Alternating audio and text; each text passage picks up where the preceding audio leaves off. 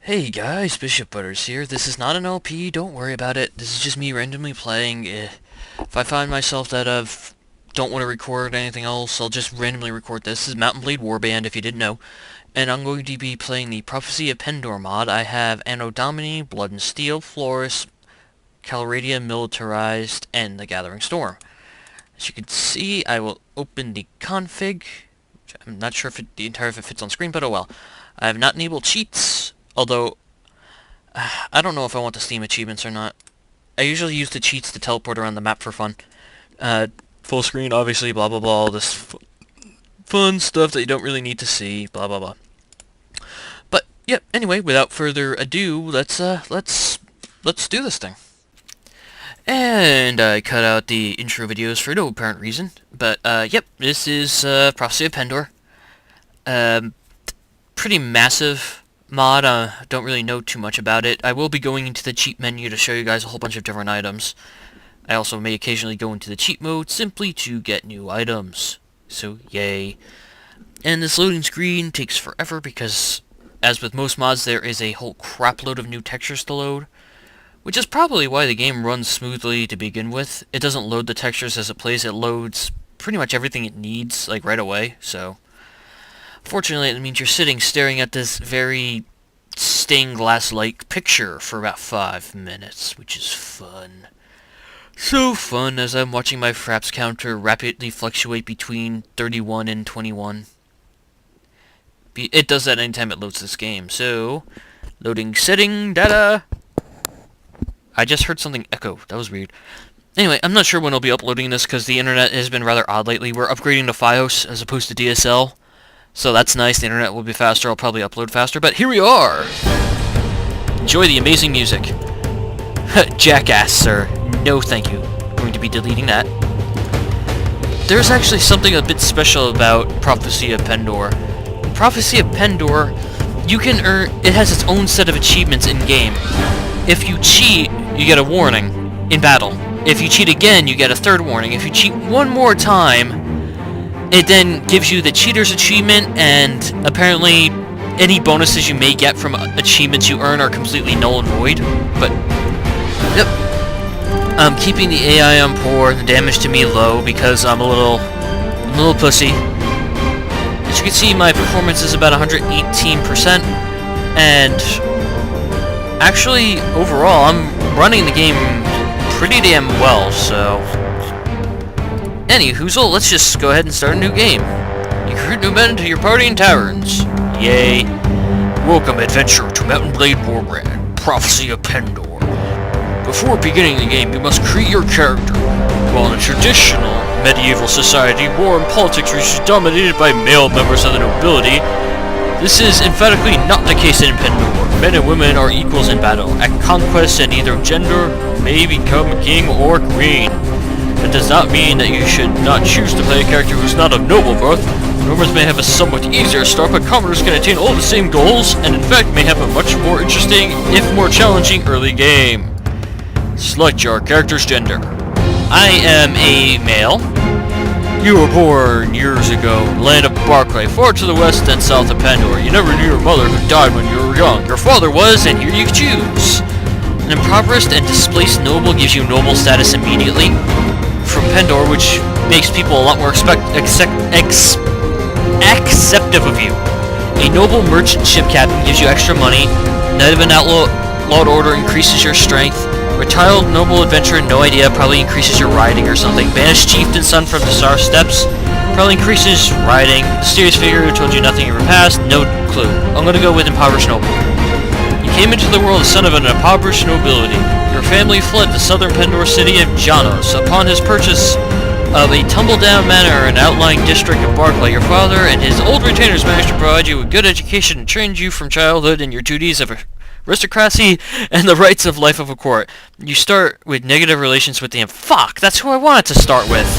In your youth, you had very little idle time as your father, and this is where you choose, arrange for you to serve as a minor Barclay noble, send you to become an apprentice, local craftsman, put you in care of successful, let you fend for yourself, I'm gonna go with Hunt on the Wild since that increases your bow. As a very young boy, before you were out of childhood, you rode the great steppes on the horse of your own, learning the paths through the grass and the desert. Though sometimes you went hungry, you became skillful hunter and pathfinder in trackless country. Your body grew lean and muscular as you mastered the nomad's way. Then, after what seemed like an eternity, your life changed. You were given the opportunity to become... There you go. I'm gonna go with a tracker and hunter, since that seems about right for the way I'm going now. Though the distinction felt sudden to you, somewhere along the way you'd become a man. The whole world seemed to change around you. Dissatisfied with the common man's desperate scrabble for coin, you took to the forest and wilderness and decided to help yourself to its bounty. You hunted stags, boars, and geese and sold the precious meat on the sly. You cut down trees right under the forest watchman's nose and turned them into firewood that warmed many a freezing home during the winter. Your enterprise yielded more than a few silvers, of course, but as a face with habit, everything in the world would change suddenly. You had no choice but to leave the lands of Barkrai and strike out for Pendor because... I'm going to go with... being forced out of your home. Only you know what caused you to give up your old life and become an adventurer. You know, however, that you cannot go back because you left nothing behind. Your home and family are now gone, and you must face the fact that you are out in the world all alone, free to sink or swim on your own. And here, you get... Apparently, Thank you, champion, for heeding my call and returning to Pendor. More than ever, we desperately need your aid. Pendor has fractured into factions yet again, just as we need union most desperately. New enemies have invaded us, and old ones have returned in force. We are poised to seek out the evil goddess Azedahaka and destroy her once and for all.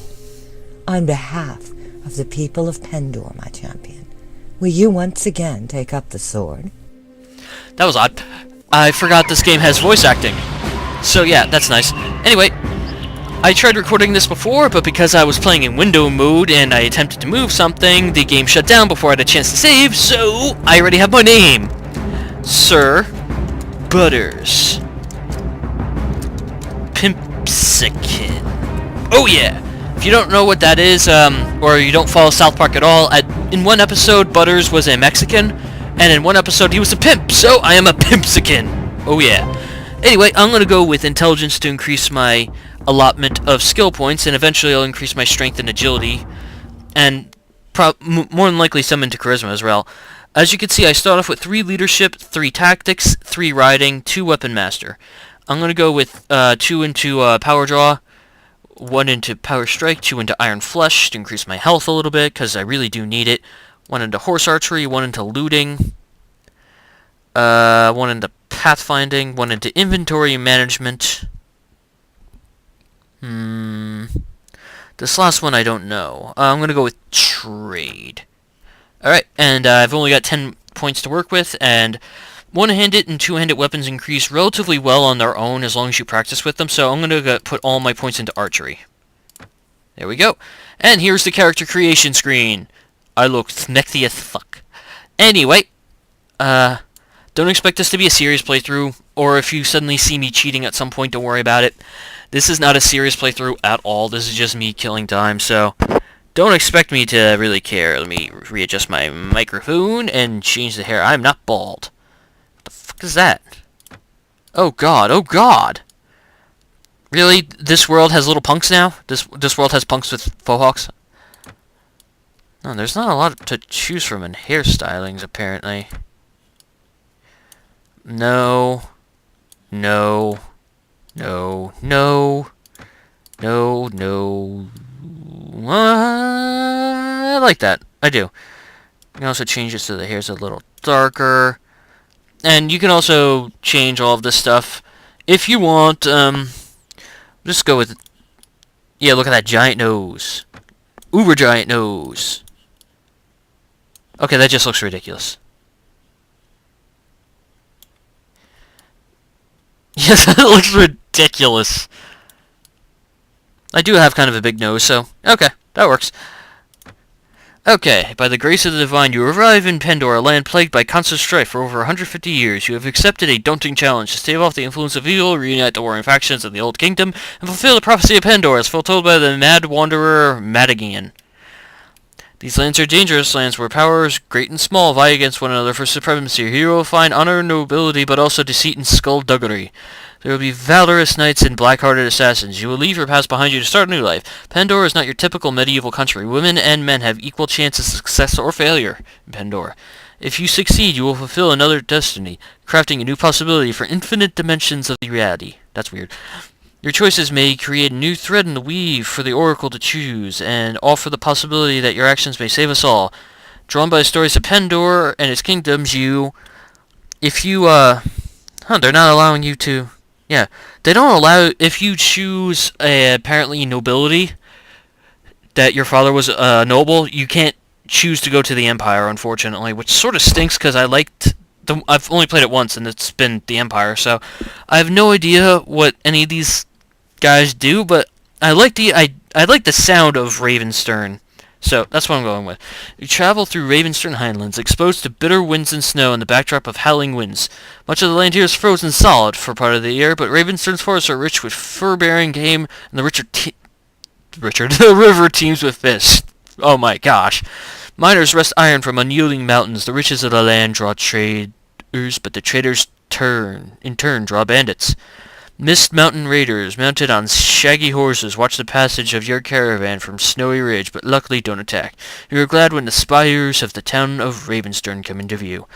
Exhausted by the time you find the inn in Ravenstern, you fall asleep quickly. You wake before dawn, eager to explore your surroundings. Blah, blah, blah. You heard the sound that makes your back of your hair stand on end. It's a person trying to kill us.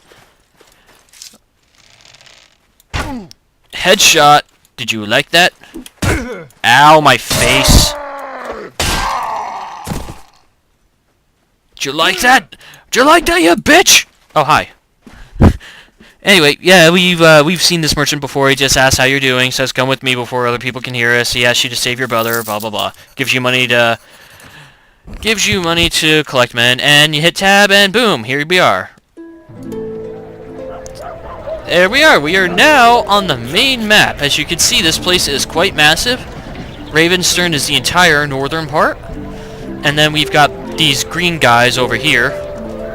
Don't know what they do. These red guys over here, forgot what they are. These yellow guys down here are the Empire, and I think this is...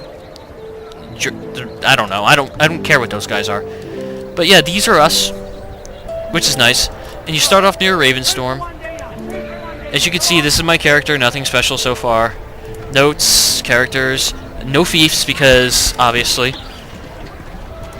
And there we are. But in future, I will not be actually warning you when the episode ends. I'll just try to find a good spot to cut it, since I will almost always be recording this for almost an hour on end, and I don't want to be interrupted by myself, so I'll just end it at lulls.